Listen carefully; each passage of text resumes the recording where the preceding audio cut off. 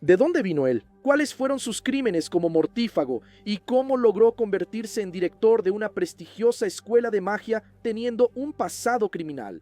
Hoy vamos a conocer un poco más de la historia de Igor Karkaroff.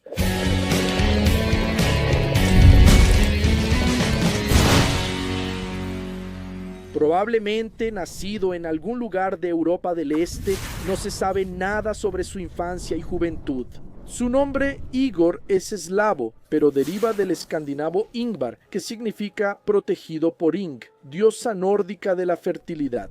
En cuanto a su apellido, Karkaroff puede provenir de la unión de Karkar, un nombre muy común entre los Kipchoges, una tribu nómada turca que dominó un vasto territorio en la estepa euroasiática desde el siglo XI hasta el siglo XIII.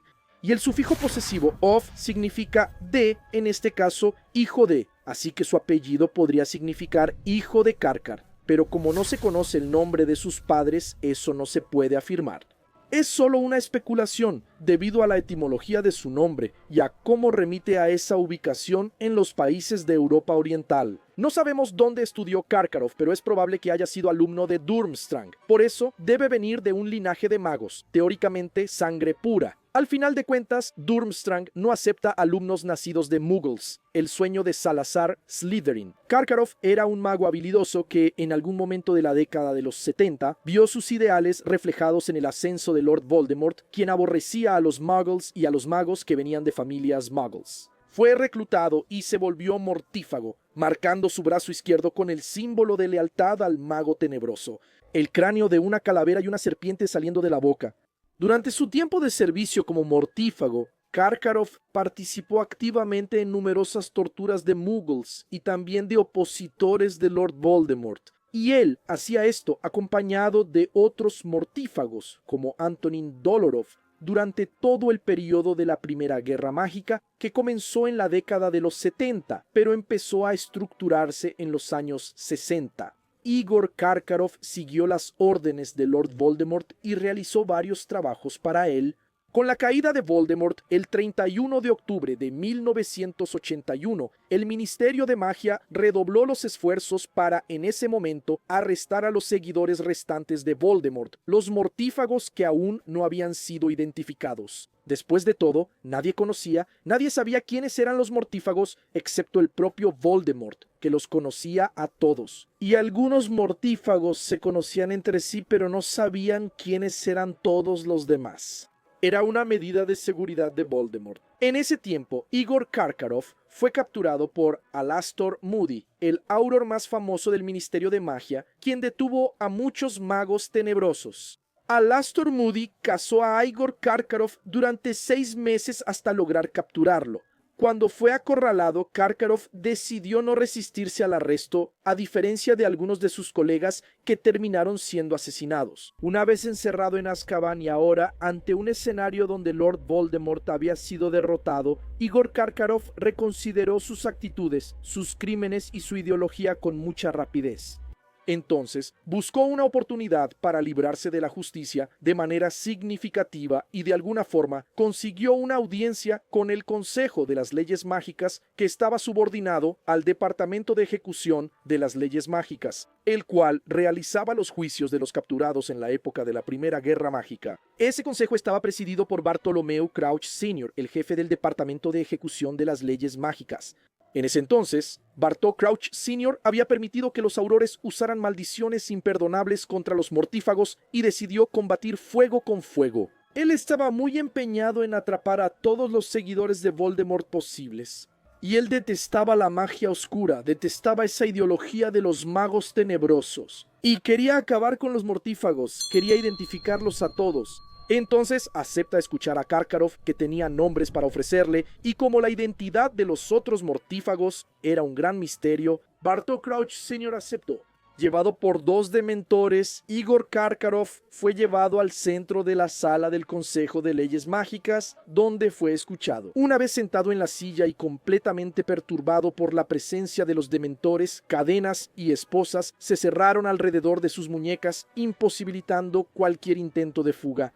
No es que fuera necesario, después de todo, ante la presencia de los dementores y sin una varita para defenderse, él estaba completamente afectado por eso y su destino dependía de lo que sucediera en esa audiencia. Karkaroff comienza su discurso diciendo que estaba extremadamente arrepentido y que le daba mucha vergüenza haber sido parte de los seguidores de Voldemort, y que también tenía nombres importantes, no solo nombres, sino nombres de figuras importantes en la comunidad mágica que formaban parte de ese círculo tan nefasto de los mortífagos.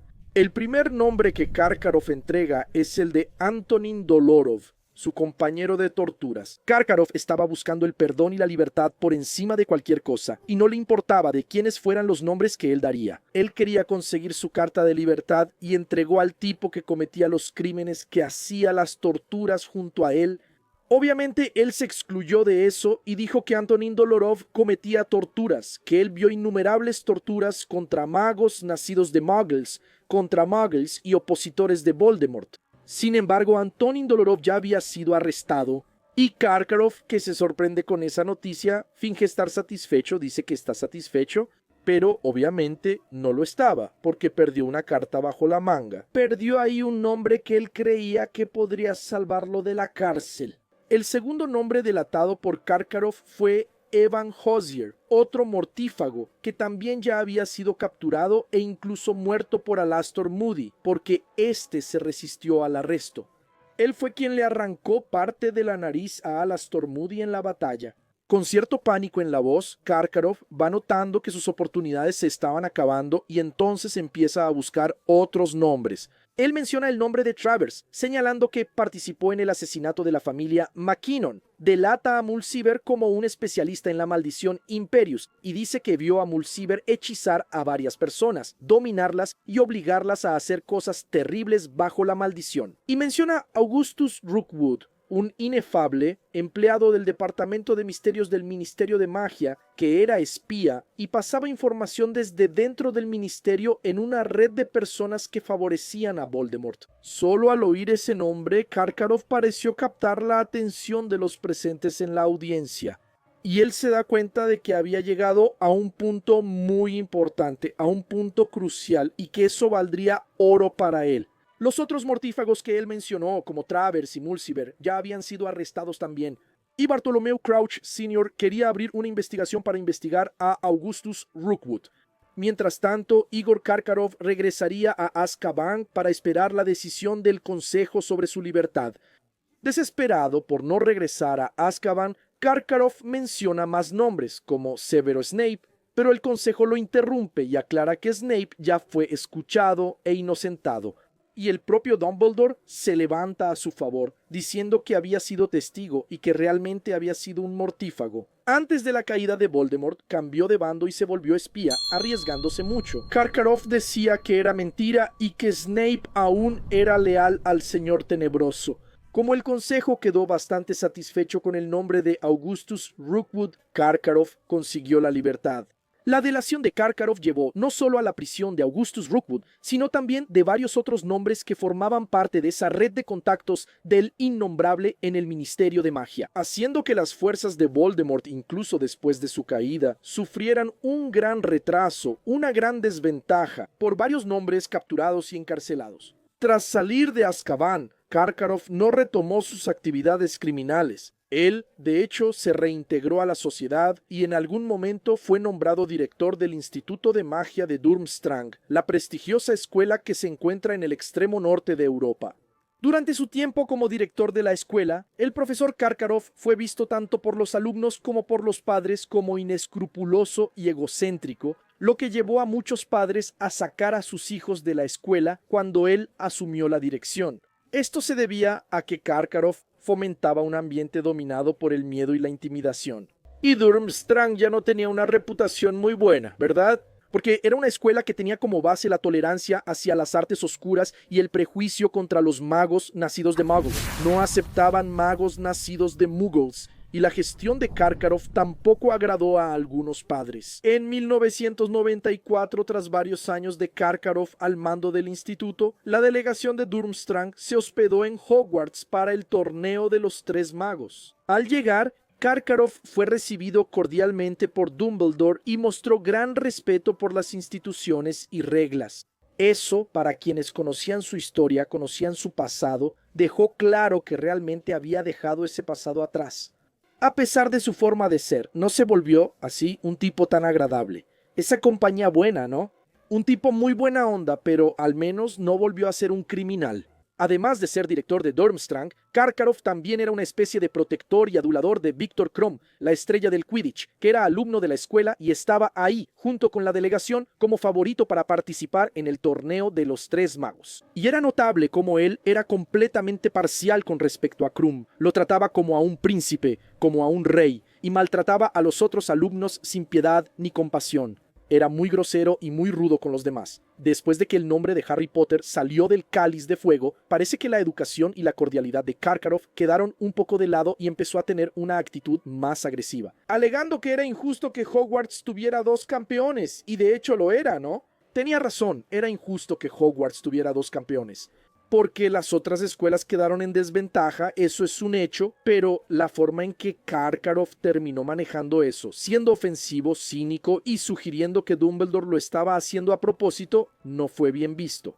Igor Karkaroff mostró cómo lidiar con eso cuando él, como jurado, daba las calificaciones de los otros campeones. Para Krum, las calificaciones siempre eran altas, incluso si fallaba en tareas, pero para Harry y Cedrico eran muy bajas. Él le dio una calificación de 4 a Harry en la primera tarea, aunque Harry no rompió ninguno de los huevos de dragón como hizo Krum y aunque Harry fue más rápido en atrapar el huevo de oro. En la segunda tarea, los jueces le dan la máxima calificación a Harry por ser el primero en llegar y asegurarse de salvar a 2 víctimas, no solo a la suya. Karkaroff no estuvo de acuerdo y no le dio la máxima calificación, dejándolo en segundo lugar.